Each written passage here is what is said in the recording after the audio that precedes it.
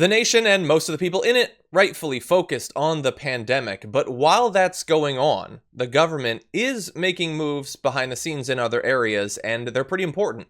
For instance, if you care about the environment, the EPA has announced a freeze on enforcing environmental regulations due to the coronavirus pandemic. The EPA says it does, quote, not expect to seek penalties for violations of routine compliance monitoring, integrity testing, sampling, scientific blah blah blah, and all of that, where the EPA agrees that COVID-19 was the cause of the non-compliance. And so, Brett, effectively, they're mostly just going to sort of let things go as long as it has some sort of tie to coronavirus. Now, really fast, the issue with that, factories, power plants, and other major polluters have tremendous discretion in deciding whether or not they think the coronavirus will prevent them from meeting legal requirements on air and water pollution and hazardous waste management. The EPA will not be fining companies for violating certain requirements on limiting pollution during this time. So if you are polluting, and if you think it's related to coronavirus, or if you can make the case that it's related to coronavirus, and if that case is convincing to the EPA, the EPA under Donald Trump, then why would you not do that? Obviously, you're going to try to do that.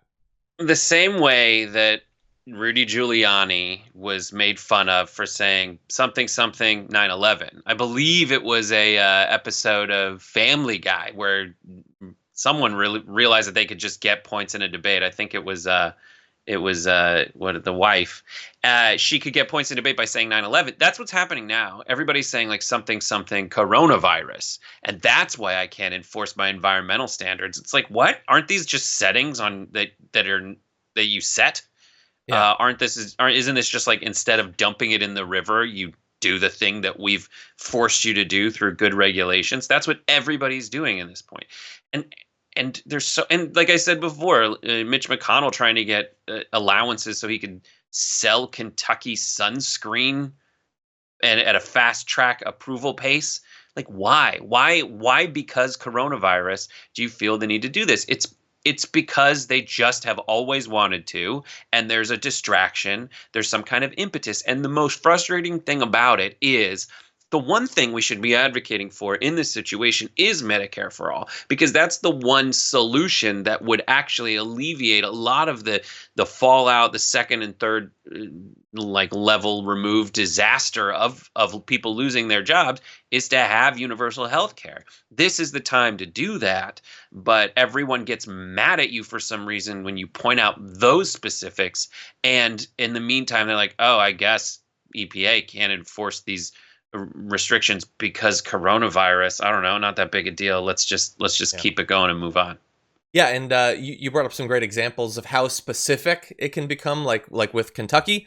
So we have a bit more of that. Hours after the EPA announcement, the U.S. Department of Agriculture confirmed a waiver allowing a private company to take over inspection duties at a Tyson Foods beef slaughterhouse. By Friday morning, news broke that the administration was close to finalizing its plan to roll back Obama-era rules raising fuel economy standards on new vehicles, resuming a fight that delighted the oil industry, divided automakers, and revealed a double standard on states' rights as the White House sought to bring California to its knees. And by midday, the administration published a final review of a proposed 211-mile road that would cut through a portion of Alaska's Gates of the Arctic National Park and Preserve and open up an area rich in copper, zinc, and other minerals. So just... what does this have to do with coronavirus? Nothing. It has absolutely nothing to do with coronavirus. I mean, the oil companies are meeting with Trump. Why? To get a handout.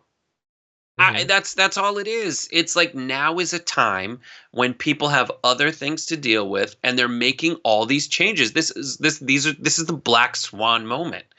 This always happens. It's like when you look at giant changes that happen to industries, it sadly usually boils back down to something like this: gridlock, or someone takes advantage of some kind of administrative loophole and changes things forever. But in this situation, is there any way that we can stop Trump from rolling back fuel standards? Like, what? And the Tyson chicken example, it's not like because of coronavirus, no one's going in there to check the beef. It's just they gave it to a private company. The same way that they've been rolling back inspections of food quality. They're like, here's now a time to do it. I'm just going to say coronavirus, see if anybody notices. Yeah. We have to notice. I just don't know what anyone can do right now. And they know that. I hope that private company is as rigorous in evaluating Tyson Foods as the government would be? No, of course it's not going to be. We all understand that.